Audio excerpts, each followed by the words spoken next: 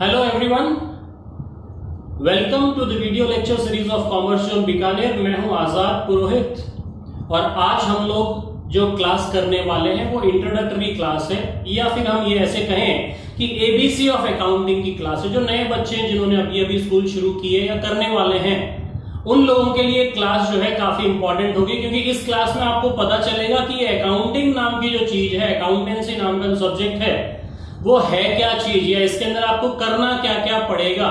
क्योंकि ये एक ऐसा सब्जेक्ट है जो जब तक आप कॉमर्स स्ट्रीम में रहेंगे तब तक ये चीज आपके काम आती रहेगी, जो है अकाउंटिंग या अकाउंटेंसी।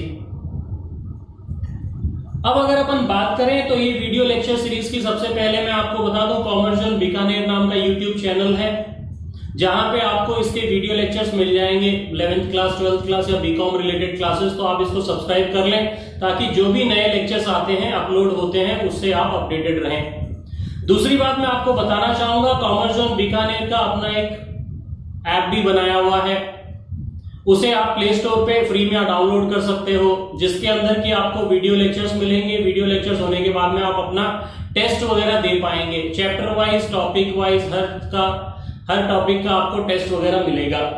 तो चलिए शुरू करते हैं। हम लोग समझते हैं कि अकाउंटिंग है क्या, या एबीसी ऑफ अकाउंटिंग की अगर अपन बात करें तो ये है क्या चीज। तो बच्चों, सबसे पहले मैं आपको बता देता हूं, जैसे कि कोई दूसरी लैंग्वेज होती है, जैसे मैं अभी बात कर रहा हूं हिंदी में या इंग्लिश में, वैसे ही बिजनेसमैन आपस में जो जिस भाषा में बात करते हैं, that language is called as accounting. Which means, अगर मैं आपको सिंपल भाषा में समझाऊं, accounting is nothing but a language of any business. तो साहब ये लैंग्वेज, फिर काम क्या आएगा लैंग्वेज का। तो अभी मैं क्या कर रहा हूं, मैं जिस भाषा में बात कर रहा हूं, किस लिए कर रहा हूं, ताकि मेरी बात मैं आप तक पहुंचा दूं, टू कम्युनिकेट। तो उसी तरह जब हमने कहा कि accounting is a language which means it communicates something. अब ये समथिंग क्या है साहब, ये समथिंग है रिजल्ट्स। कौन से रिजल्ट्स हैं? जो भी बिजनेसमैन ने बिजनेस किया है, उस बिजनेस में साल भर में जो भी रिपोर्ट कार्ड रहा है, वो जो है कम्युनिकेट करता है। किसको कम्युनिकेट करता है? यूजर्स ऑफ अकाउंटिंग इंफॉर्मेशन को करता है। जिस व्यक्ति को उस बिजनेस में इंटरेस्ट है, उस व्यक्ति तक वो सूचना या इंफॉर्मेशन पहुंचा देता है, कम्युनिकेशन का काम करता है। इसलिए हम लोग क्या कहेंगे, सिंपल भाषा में अगर मैं बताना चाहूं, accounting is what? Accounting is nothing but the language which is used by business. What it does is it communicates the results of a business to the users of its accounting information। यहां तक बात समझ में आ जाती है, एकदम simple सी बात है। आगे बढ़ते हैं कि साहब अब ये अगर भाषा है तो इस भाषा को काम में लेता कौन है? हमने कहा बिजनेसमैन काम में लेता है, अच्छी बात है। तो अब अगर अपन देखें तो इस भाषा को काम में लेने वाला कौन है? कोई भी एंटिटी। एंटिटी का मतलब क्या होता है? एंटिटी इंडिविजुअल हो सकता है। जो भी व्यापार करने के अलग अलग फॉर्म्स होते हैं उसे हम एंटिटीज कहते हैं। जैसे मान लीजिए मैं अकेला बिजनेस करता हूं तो मैं कहूंगा सोल प्रोप्राइटर हूं। मैंने मान लीजिए आपके साथ में मिलकर बिजनेस शुरू किया, उसे अपन कहेंगे पार्टनरशिप फॉर्म ऑफ बिजनेस। खूब सारे लोग मिलकर काम कर रहे हैं तो उसे अपन बोलेंगे कंपनी फॉर्म ऑफ बिजनेस, या कोऑपरेटिव सोसाइटी बोलेंगे, या क्लब बोलेंगे। कोई भी चैरिटेबल ट्रस्ट होगा, कोई भी स्कूल होगा, कोई भी कॉलेज होगी, कोई भी यूनिवर्सिटी होगी। तो इन सबको हम क्या कहते हैं? Entities, different forms of entities. तो हम क्या कहेंगे, अकाउंटिंग को साहब कौन काम में लेता है? अकाउंटिंग को हर एंटिटी काम में लेती है, चाहे वो फॉर प्रॉफिट ऑर्गेनाइजेशन हो, चाहे वो नॉट फॉर प्रॉफिट एंटिटी हो। अब प्रॉफिट मेकिंग एंटिटी का मतलब क्या होता है? उस एंटिटी से है, उस बिजनेस से है जो कि काम करता है प्रॉफिट कमाने के लिए। Business means doing anything for the purpose of making profits. Profit कमाने के उद्देश्य से कोई भी काम करते हैं उसे हम कहते हैं बिजनेस। तो प्रॉफिट मेकिंग ऑर्गेनाइजेशन भी इसे काम में लेते हैं, not for profit making organisation भी इसे काम में लेते हैं। तो profit making types of entities कौन कौन सी हुई? सोल प्रोप्राइटर, अकेला आदमी जो काम करता है, या फिर पार्टनरशिप फर्म, दो या दो से ज्यादा लोग मिलकर बिजनेस करते हैं, उसे अपन कहते हैं पार्टनरशिप फर्म।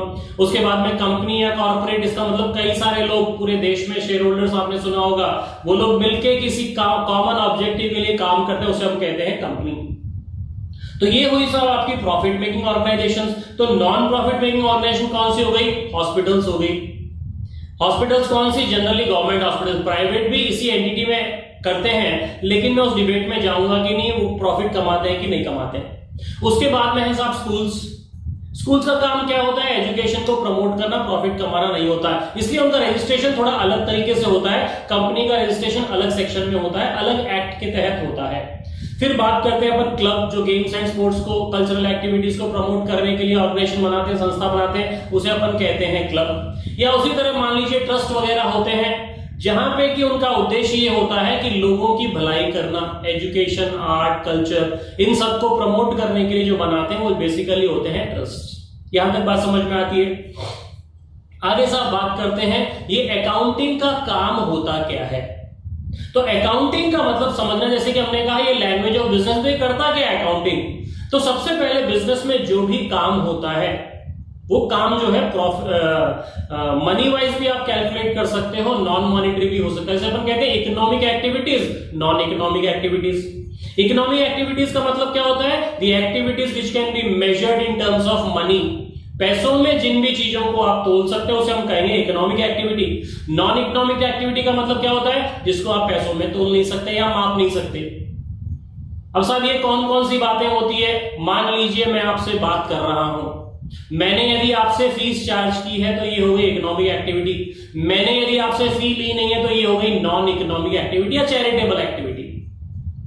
तो जिनका पैसा नहीं है वो भी एक्टिविटीज होती है, जिनसे पैसा लेन देन होता है वो भी एक्टिविटीज होती है। तो अकाउंटिंग का सबसे पहला काम क्या होता है? To identify the economic activities. इसका मतलब मान लीजिए एक मालिक और उसका कर्मचारी दोनों बात करते हैं, तो साहब क्या अकाउंटिंग में ये बात लिखेंगे? नहीं लिखेंगे। क्यों नहीं लिखेंगे? क्योंकि ये नॉन मॉनिटरी एक्टिविटी हुई। एक कर्मचारी ने दूसरे कर्मचारी से झगड़ा कर लिया, इसकी क्या अकाउंटिंग होगी? नहीं होगी साहब। क्यों? ये नॉन इकोनॉमिक एक्टिविटी है। इसका मतलब अकाउंटिंग में हम सिर्फ वही बातें लिखेंगे जिसका कि आप पैसों में मोल सकते हो या पैसों में तोल सकते हो, उन चीजों को हम कहेंगे एक्टिविटीज, अकाउंटिंग इकोनॉमिक एक्टिविटीज। और अकाउंटिंग में सिर्फ इन्हीं चीजों को आइडेंटिफाई किया जाता है और इन्हीं चीजों से अकाउंटिंग का वास्ता है। नॉन इकोनॉमिक एक्टिविटीज की अकाउंटिंग नहीं होती। किसी कंपनी का सीईओ बीमार पड़ गया, जर्नल एंट्री उसकी नहीं होगी। किसी पार्टनरशिप फर्म में पार्टनर की डेथ हो जाती है, उसकी जर्नल एंट्री नहीं होगी। क्योंकि किसी का आना, किसी का जाना, किसी का प्रमोशन हो जाना, इनकी जर्नल एंट्रीज नहीं होती। हाँ, उसके आने की वजह से कितना पैसा आया उसकी एंट्री होगी। कोई पार्टनर जा रहा है, कितना पैसा लेके जा रहा है उसकी एंट्री हो रही है। Which means only economic activities are recorded in the accounting. तो सबसे पहला काम क्या होता है साहब? इसका आइडेंटिफिकेशन। सबसे पहले पता लगाएंगे, उसके बाद में क्या करना है? रिकॉर्ड करना है। पता चल गया कि इकोनॉमिक एक्टिविटी है, हमने किसी को तनख्वाह दी, पैसा दिया, पैसों में आप नाप सकते हो, तो आप क्या करोगे? उसकी अकाउंटिंग करोगे। तो सेकंड स्टेप क्या हो जाता है इसका? रिकॉर्डिंग करना। अब साहब रिकॉर्ड हमने कर लिया, फिर क्या करना है? इसको क्लासिफाई करना है, बांटना है। Classification means to segregate based upon their common identity. अब इसका मतलब क्या हुआ साहब? मान लेते हैं आप स्कूल गए तो सभी बच्चे कॉमन गेट के अंदर से एंटर होते हैं। उसके बाद में क्या होता है? उनको सेग्रीगेट कर दिया जाता है, क्लासिफाई कर दिया जाता है based upon their common nature. मान लीजिए साइंस वाले स्टूडेंट्स हैं, उनको एक अलग क्लास में बिठा दिया जाता है। कॉमर्स वाले स्टूडेंट्स को अलग क्लास में बिठाया जाता है। ह्यूमैनिटीज वाले स्टूडेंट्स को अलग क्लास में बिठाया जाता है। What is this? This is nothing but classification based upon their common nature. उस क्लास के अंदर सभी एक ही तरह के बच्चे हैं, इसलिए हमने क्या किया? उनको क्लासिफाई कर दिया है। यहां तक बात समझ में आती है। तो अकाउंटिंग क्या करता है? सबसे पहले it identifies, then it records, then it classifies. अब क्या करना है साहब? समराइज करना है। समराइज मींस क्या होता है? To explain that in essence. मान लीजिए आपसे कोई पूछता है हाउ वाज द क्लास, तो आप एसेंस में क्या बोलोगे? सबसे पहले आप बोलोगे नहीं बहुत बढ़िया थी, या आप कहोगे बेकार थी। Which means in a single word what you are trying to do is you are trying to explain the whole class. अब अगर उसको और ज्यादा अच्छा लगता नहीं, अच्छी है तो बता क्या चीज अच्छी थी। अगर क्लास बुरी थी तो मान लीजिए क्यों बुरी थी, तो आप क्या करोगे? फर्दर एक्सप्लेनेशन करोगे। तो अकाउंटिंग का काम क्या होता है? सबसे पहले पता लगाना कि अकाउंटिंग में लिखना भी है कि नहीं। अगर है तो उन्हें व्यवस्थित तरीके से लिखना, लिखने का तरीका भी एक होता है। उसके बाद में क्या करना है? लिखी हुई चीजों को अलग अलग क्लासिफाई करना। क्लासिफिकेशन के बाद में क्या करना है? समराइज करना है, सारांश बताना, एसेंस बताना कि साल भर में आपको फायदा हुआ कि नुकसान हुआ। अब साहब ये चार चीजें जो किसकी आती है? ये आती है ट्रांजैक्शंस या इवेंट्स की, जो इकोनॉमिक होती है। अब बात यह है साहब, ट्रांजैक्शंस या इवेंट्स होते क्या हैं? ट्रांजैक्शन का मतलब दो लोगों के बीच में any exchange is called as a transaction. से फॉर एग्जांपल मैं एक दुकानदार हूं, मैंने सामान बेचा, मैंने सामान आपको दिया, तो goods have been exchanged and what you have done is you have paid me money, आपने मुझे उसके बदले पैसा दिया। ये क्या हो गया? एक्सचेंज हो गया। मान लीजिए मैं एक बैंक हूं, तो मैंने आपको पैसा दिया, आपने पैसा लिया, एक्सचेंज ऑफ मनी। या मान लीजिए इंटरनेट सर्विसेज, उन्होंने आपको सर्विस दी, आपने सर्विस लिया। होटल इंडस्ट्री समझ लीजिए, वो आपको सामान कुछ नहीं देती, रहने की सुविधा देती है। तो transaction means what? Exchange between two persons, Hindi में कहते हैं लेन देन। तो लेन देन के लिए दो जनों का होना जरूरी है, एक जना लेने वाला, दूसरा जना देने वाला। तो एक्सचेंज किस चीज का होता है? कैश का हो सकता है, या मनी का हो सकता है, गुड्स का हो सकता है, सर्विसेज का हो सकता है। तीन चीजों का एक्सचेंज होता है, इन्हें हम कहते हैं ट्रांजैक्शन। तो अकाउंटिंग किस पे होगा? ट्रांजैक्शंस पे होगा या फिर इवेंट्स पे होगा। अब साहब ये इवेंट क्या चीज होती है?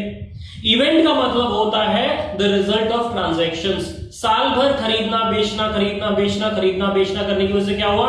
साल के एंड में पता चला कि साहब प्रॉफिट हुआ या लॉस हुआ। So this profit or loss is an event which is the result of the transactions, which means purchase, sales या expenses incur किया आपने, मैन्युफैक्चरिंग वगैरह किया, काफी सारे ट्रांजैक्शंस के बाद में आपका जो आउटपुट फाइनल रिजल्ट जो रहा है that is called as an event।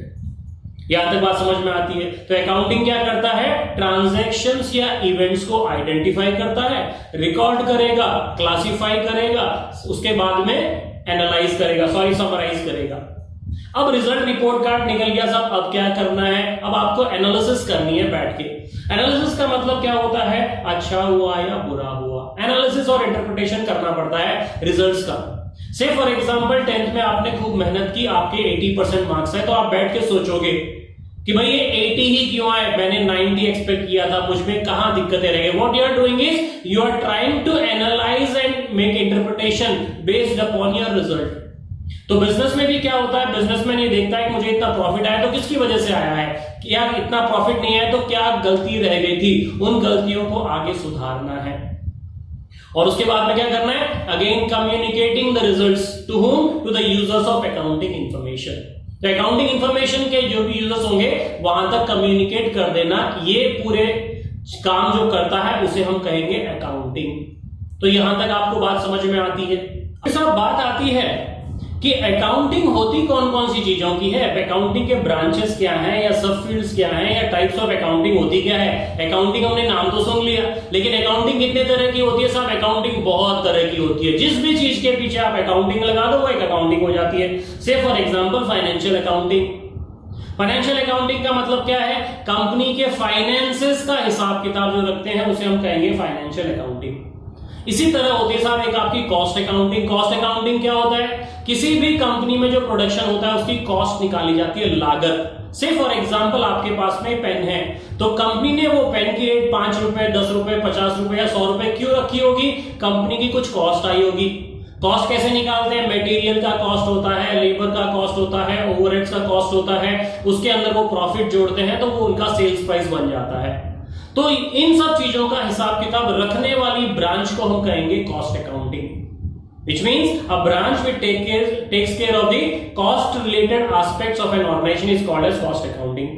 उसके बाद में साहब मैनेजमेंट अकाउंटिंग। मैनेजमेंट का मतलब क्या होता है? किसी भी चीज को व्यवस्थित तरीके से चलाना। टू मैनेज हिंदी में अपन कहते हैं प्रबंधन, व्यवस्था करना। तो मैनेजर्स जिस अकाउंटिंग की हेल्प लेते हैं उस अकाउंटिंग की ब्रांच को हम कहते हैं मैनेजरियल अकाउंटिंग या मैनेजमेंट अकाउंटिंग, जो कि डिसीजन मेकिंग के लिए काम आती रहती है, उसे अपन कहेंगे मैनेजमेंट अकाउंटिंग। फिर आती है साहब टैक्स अकाउंटिंग। टैक्स अकाउंटिंग का मतलब क्या हो गया? टैक्स से रिलेटेड जो हम अकाउंटिंग करते हैं उसे हम टैक्स अकाउंटिंग कहते हैं। सोशल रिस्पॉन्सिबिलिटी अकाउंटिंग, हर कंपनी क्या करती है? सोशल रिस्पॉन्सिबिलिटी कुछ काम करती है, उसके अंदर कुछ खर्चे होते हैं उनके, वो सारे खर्चों का हिसाब किताब रखने वाली ब्रांच को हम बोलेंगे सोशल रिस्पॉन्सिबिलिटी अकाउंटिंग। उसी तरह होती है आपके एनवायरमेंटल अकाउंटिंग। एनवायरमेंटल अकाउंटिंग का मतलब क्या होता है? हर कंपनी की कॉर्पोरेट सोशल रिस्पॉन्सिबिलिटी के तहत ये जिम्मेदारी होती है कि पर्यावरण के लिए कुछ करे, तो कंपनी जो भी करती है उसका हिसाब किताब रखना पड़ता है। So all the transactions events which are incurred for the purpose of maintenance of environment, उसे हम कहेंगे, उस ब्रांच को हम क्या कहेंगे? Environmental accounting. तो ये होती है आपकी अलग अलग ब्रांचेस या सब फील्ड्स ऑफ अकाउंटिंग की। अब सब बात आती है कि सब अकाउंटिंग की जो इंफॉर्मेशन, जो भी सूचनाएं हैं, वो यूज करने वाला कौन है। तो सिंपल भाषा में अपन समझाएं तो users of accounting information can be of two types, one is internal, the other is external. Internal का मतलब क्या होता है, वो सारे लोग जिनको की इंफॉर्मेशन लेने के लिए किसी की परमिशन लेने की जरूरत नहीं है, उसे हम कहेंगे internal users of accounting information. तो किस किस को परमिशन लेने की जरूरत नहीं है। मान लीजिए मेरा खुद का कोई बिजनेस है, वहां के मुझे बुक्स ऑफ अकाउंट्स, खाते वगैरह चेक करना है, तो मुझे किसी से पूछना पड़ेगा क्या कि नहीं, which means I am an internal user of accounting information. लेकिन मान लीजिए आपका बिजनेस है, मैं आपके घर पे, आपकी ऑफिस में आके बुक्स ऑफ अकाउंट चेक करना चाहता हूं, तो क्या मैं आपकी परमिशन के बिना कर सकता हूं? नहीं। तो आपके लिए मैं क्या हो गया, external user of accounting information हो गया। तो अकाउंटिंग इंफॉर्मेशन को यूज करने वाले इंटरनल भी हो सकते हैं, एक्सटर्नल भी हो सकते हैं। इंटरनल कौन कौन होते हैं? ओनर्स, सोल प्रोप्राइटर है तो अकेला व्यक्ति, पार्टनर है तो सारे पार्टनर्स, कंपनी अगर है तो कंपनी के अंदर अलग अलग पोजीशंस होते हैं, आपने सुना होगा सीईओ, सीएफओ, मैनेजर, डायरेक्टर, ये सारे लोग उस पोजीशन पे रहते हैं जहां पे इनको इंफॉर्मेशन लेने के लिए किसी की परमिशन लेने की जरूरत नहीं हो। तो ये लोग कहलाते हैं आपके internal users of accounting information, owners या मैनेजमेंट रिलेटेड जो भी हैं। उसके अलावा जितने भी होते हैं सारे के सारे कौन हो जाएंगे, आपके एक्सटर्नल यूजर्स, क्योंकि they need to take your permission. Even government भी जो है सबसे पहले आपकी बुक्स ऑफ अकाउंट चेक करने के लिए आपकी परमिशन लेती है। यदि आप परमिशन नहीं देती है तो देते हो तो फोर्सफुली गवर्नमेंट आ सकती है। उसके अलावा तो इनकम टैक्स डिपार्टमेंट भी सबसे पहले आपको पूछेगा कि साहब हमको लगता है कि यहां पे कुछ गड़बड़ है। तो ये कौन लोग हो गए, external users of accounting information. तो इसके अंदर कौन कौन हो सकते हैं, आपके कस्टमर्स हो सकते हैं, आपके इन्वेस्टर्स हो सकते हैं, आपके क्रेडिटर्स जिन्होंने उधार में सामान दिया वो हो सकते हैं, आपके एम्प्लॉइज हो सकते हैं, क्योंकि एम्प्लॉइज को बुक्स ऑफ अकाउंट चेक करने का अधिकार नहीं होता है। उसके बाद में हो गए गवर्नमेंट, आपकी रिसर्च वाले हो गए, मीडिया वाले हो गए, ये सारे लोग कौन हो गए, आपके external users of accounting information. यहां तक बात समझ में आती है। फिर बात करते हैं साहब कि अकाउंटिंग के फायदे क्या होने हैं। तो सिंपल भाषा में यदि मैं आपको बताऊं, हालांकि आपकी स्क्रीन पे आपको अलग अलग एडवांटेज बता रहे हैं, लेकिन मैं आपको बता दूं कि कोई भी चीज की व्यवस्थित तरीके से अगर आप संभाल के रखते हो, अकाउंटिंग कर लेते हो, तो उसके फायदे कौन कौन से हो सकते हैं।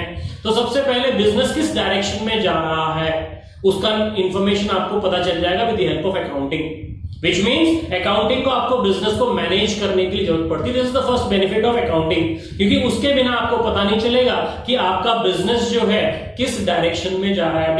बिजनेस जो है आपका डायरेक्शन लेस हो जाएगा। आपको जब पता ही नहीं है कि आप प्रॉफिट कमा रहे हो या लॉस कर रहे हो, तो फिर आपका बिजनेस करना नहीं करना कोई मतलब नहीं रखता।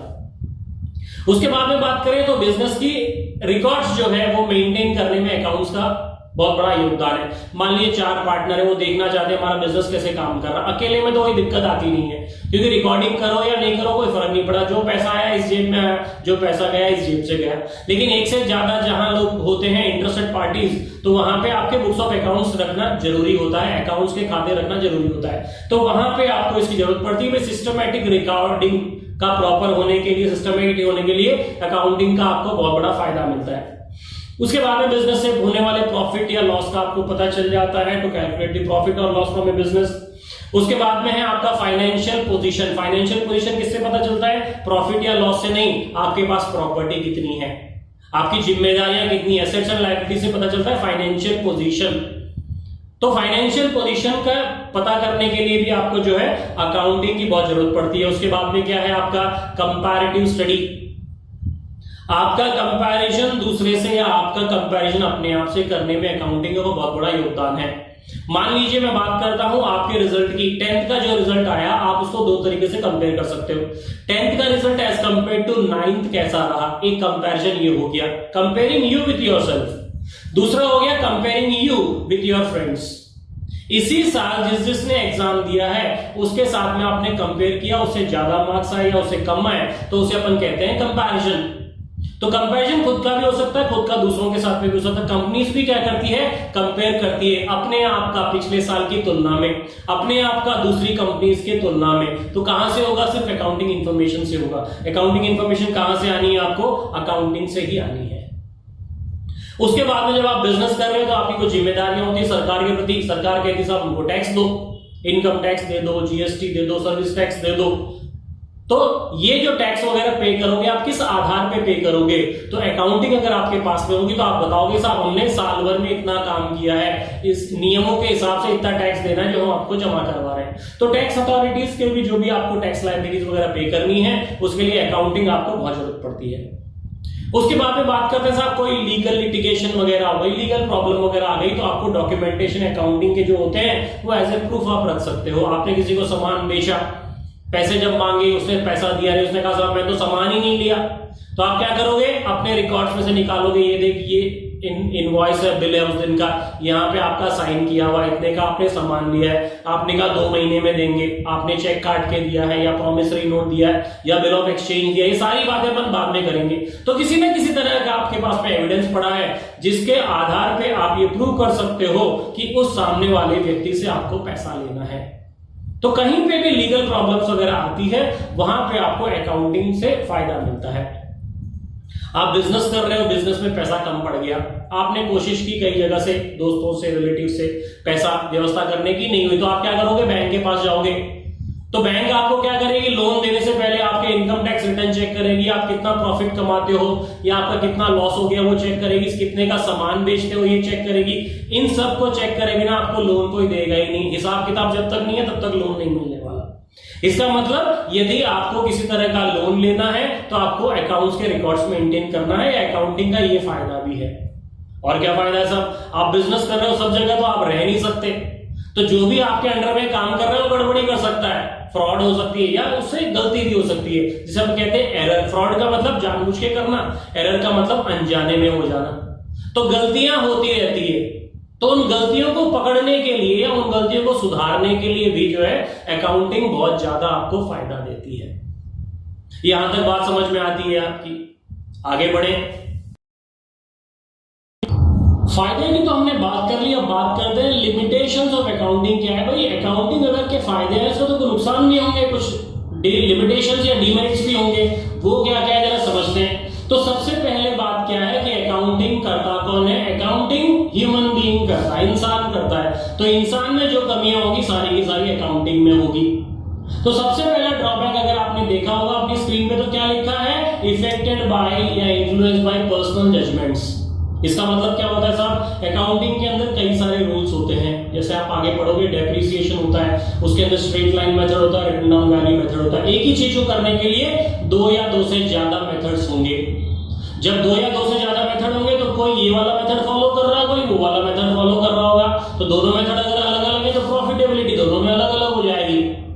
तो अगर प्रॉफिटेबिलिटी अलग अलग हो जाएगी तो उसके अंदर कोई ना कोई कमी नहीं होगी साहब, या उसका कोई ना कोई फायदा रहा होगा। तो सबसे पहली ड्रॉबैक क्या है? Personal judgement. मुझे ये चीज पसंद है तो मैं ये वाला मेथड लगाऊंगा, आपको ये चीज पसंद नहीं है, वो वाली चीज पसंद है तो आप वो वाली तरह से अकाउंटिंग करोगे। Since there are different methods in accounting, अलग अलग मेथड्स हैं, तो कोई ये मेथड फॉलो करेगा, कोई वो मेथड फॉलो करेगा। तो यहाँ पे जो है दिक्कतें आ सकती है कंपैरिजन करने में, ये आपकी पहली डीमेरिट है। उसके बाद में है साहब कि ये बेस्ड अपॉन अकाउंटिंग कांसेप्ट्स या कंसेप्शंस है। कंसेप्ट का मतलब अवधारणाएं होती है, सोच होती है आपकी। तो अकाउंटिंग जो है कई कंसेप्ट्स पे आधारित है, कई मान्यताओं पे आधारित है। तो आगे जब अपन पढ़ेंगे तो उस मान्यताओं के अंदर कई कमियां होगी, कंसेप्ट्स के अंदर कुछ प्रॉब्लम होगी। साहब गोइंग कंसर्न कंसेप्ट हो गई, एक मटेरियलिटी कंसेप्ट हो गई, तो इनमें कोई ना कोई कमी रहती है। इसकी वजह से अकाउंटिंग में भी कभी कभी दिक्कत आने के चांसेस है। फिर से आप बात करें तो अकाउंटिंग आपको पूरी इंफॉर्मेशन नहीं देता है। क्यों नहीं देता पूरी इंफॉर्मेशन? क्योंकि अकाउंटेंट को जो चीज बतानी है आपको वही, हमने कहा सारांश बताना है, आपको एसेंस बताना है, तो वो पूरी चीज आपको प्रेजेंट नहीं करेगा। आपको अगर और चाहिए तो you need to further investigate. तो सारी चीजें आपको अकाउंटिंग में नहीं मिलेगी on the face of it. हाँ, अंदर अगर आप काम कर रहे हो तो आपको सारी चीजें पता है, लेकिन मान लीजिए मेरे बिजनेस में क्या हो रहा है क्या नहीं हो रहा है वो आपको नहीं पता चलेगा। मैं चाहूंगा वो चीजें बताऊंगा, नहीं चाहूंगा वो चीजें नहीं बताऊंगा। तो यहाँ पे आपको इनकम्प्लीट इंफॉर्मेशन की बात करना, कंप्लीट इंफॉर्मेशन आपको नहीं मिलेगी। किसी भी कंपनी की बात करो, उनके आपने सुना होगा कंपनी को अपनी बैलेंस शीट वगैरह जो है वो अपलोड करना पड़ता है वेबसाइट पे, तो वहां पे भी अगर आप देखोगे तो छोटी छोटी इंफॉर्मेशन आपको वहां पे भी नहीं मिलेगी। तो अकाउंटिंग की एक कमी क्या है? यहाँ पे इंफॉर्मेशन जो है आपकी इनकम्प्लीट होती है। फिर से आप बात करें कि यहाँ पे क्वालिटेटिव इंफॉर्मेशन आपको नहीं मिलने वाली। क्वालिटेटिव इंफॉर्मेशन का मतलब क्या है, मैंने बताया अकाउंटिंग का मतलब क्या है, सिर्फ फाइनेंशियल बातें लिखनी है। इकोनॉमिकल ट्रांजैक्शन या इवेंट्स को अपन लिखते हैं। तो मैंने कहा दो पार्टनर के बीच में झगड़ा हो गया, अब ये झगड़ा होने की वजह से दुकान बंद भी हो सकती है, दो ही पार्टनर है, दोनों में झगड़ा हो गया, दुकान बंद हो सकती है, लेकिन इसको अकाउंट्स में नहीं लिखते। तो जो भी अकाउंट्स को इंफॉर्मेशन को यूज कर रहा है उसे क्या पता दोनों में झगड़ा हुआ कि नहीं हुआ। तो आपके पास में जो क्वालिटेटिव इंफॉर्मेशन को नहीं, सिर्फ क्वांटिटेटिव है, सिर्फ नंबर्स में है, ये अच्छा हो रहा है बुरा हो रहा है आपको नहीं पता। किसी कंपनी का सीईओ उस कंपनी को छोड़ के चला गया, उस कंपनी में नुकसान हो सकता है, लेकिन वो नुकसान हो सकता है कि नहीं आपको बुक्स में अभी नहीं मिलेगा, जब नुकसान हो जाएगा तब आपको उसके बारे में सूचना मिलेगी। तो क्या कहता है, सिर्फ क्वालिटेटिव इंफॉर्मेशन आपके पास में नहीं होने की वजह से भी नुकसान बहुत ज्यादा हो सकता है। तो अकाउंटिंग केवल और केवल क्वांटिटेटिव इंफॉर्मेशन आपको देता है, जो कि अकाउंटिंग का एक और ड्रॉबैक है। उसके बाद में बात करते हैं साहब कि अकाउंटिंग जो है it is based on historical cost. Historical मतलब क्या होता है, ऐतिहासिक, जो चीज हो चुकी है। मैंने बिल्डिंग खरीदी 50 साल पहले 1 लाख रुपए की, आज मेरे बुक्स ऑफ अकाउंट में कितने की दिखाएंगे, 1 लाख रुपए की। तो कोई भी बुक्स देखेगा कहेगा इसके पास प्रॉपर्टी तो 1 लाख रुपए की है, लेकिन उस प्रॉपर्टी की आज मार्केट वैल्यू अगर देखेंगे तो हो सकता है 50 करोड़ की हो। तो यहाँ पे क्या होगा, जो भी आप अकाउंट्स बनाते हो वो हमेशा हिस्टोरिकल कॉस्ट बेसिस पे बनाते हो, क्योंकि वो हिस्टोरिकल कॉस्ट कंसेप्ट भी एक कंसेप्ट है। तो आपने जो अकाउंटिंग की वो किसके हिसाब से की है, जब खरीदा तब की कीमत, आज वो कीमत हमारे लिए काम की है क्या, नहीं है। तो अकाउंटिंग का एक और ड्रॉबैक क्या है कि the accounting is done on historical cost basis या हिस्टोरिकल बेसिस पे काम करता है अकाउंटिंग। यहां तक समझ में आती है। तो ये है हमारी अकाउंटिंग की कमियां। अब बात करते हैं साहब फर्स्ट चैप्टर की।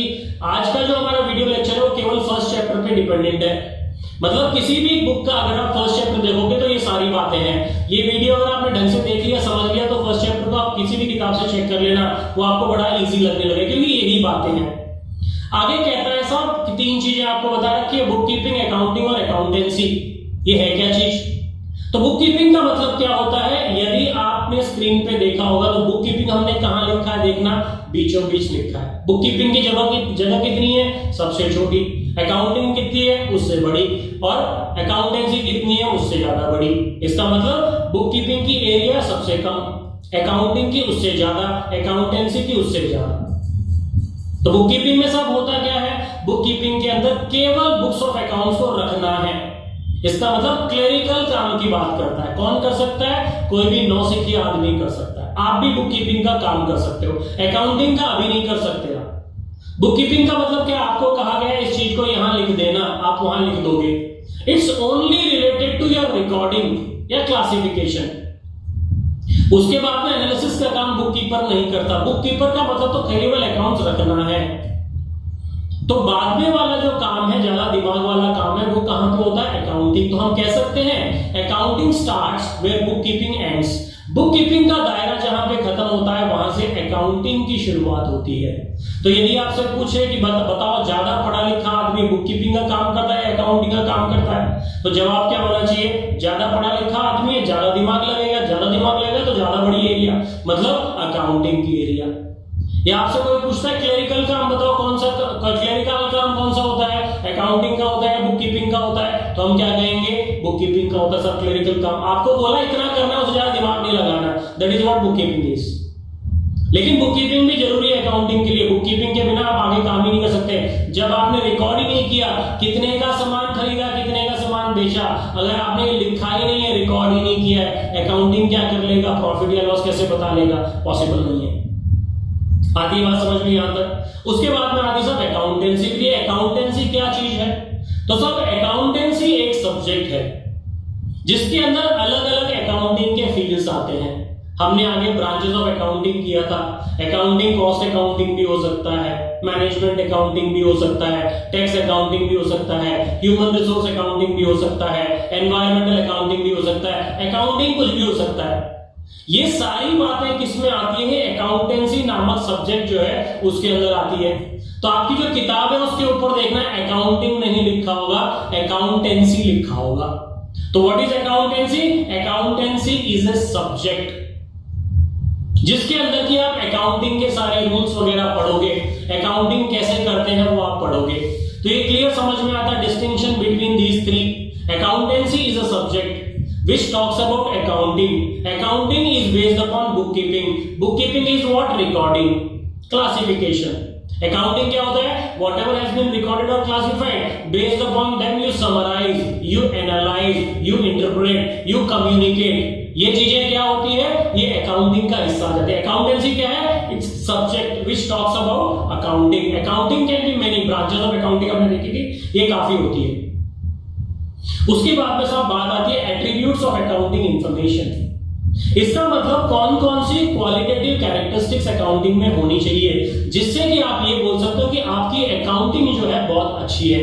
जैसे हम कहते हैं ना ह्यूमन क्वालिटीज क्या क्या होनी चाहिए, सच बोलना चाहिए, झूठ नहीं बोलना चाहिए, लड़ाई झगड़ा नहीं करना चाहिए, हमेशा क्या है हर एक का फायदा या दूसरों का नुकसान नहीं पहुंचाना चाहिए। तो ये होती है ह्यूमन बीइंग्स के ट्रेड्स। इंसानों की खासियत क्या होनी चाहिए उसकी अगर अपन बात करें तो आप बता सकते हो। वैसे ही अकाउंटिंग अच्छी कब कहलाएगी? जब उसके अंदर ये क्वालिटेटिव कैरेक्टरिस्टिक्स होंगे। तो साहब क्वालिटेटिव कैरेक्टरिस्टिक्स कौन कौन से हैं? सबसे पहला है आपका रिलायबिलिटी, भरोसा। रिलायबिलिटी कब होती है, भरोसा कब होता है? जब उसके अंदर गलतियां नहीं होती है। तो accounting would be reliable only and only when it is error free. जब गलतियां नहीं होगी तब आपको भरोसा ज्यादा होगा। तो सबसे पहली क्वालिटी क्या होनी चाहिए? अकाउंट्स जो होते हैं आपके रिलायबल होने चाहिए, गलती वगैरह होनी नहीं चाहिए। उसके बाद में होता है सब रिलेवेंस। रिलेवेंस का मतलब क्या होता है? To the point, in context. जिसकी बात हो रही है हम सिर्फ उसी की बात करें। मान लीजिए आपने मुझे कहा सब अकाउंटिंग का लेक्चर दो, मैंने क्या किया अभी लेटेस्ट मूवी जो है उसके मैं डिस्कशन करने लगा। आप क्या बोलोगे? सर रिलेवेंट बातें करो ना। हमने यहाँ पे आपको बोला है अकाउंटिंग की क्लास लेने के लिए, and what you are trying to do is आप हमें मूवी का किस्सा बता रहे हो।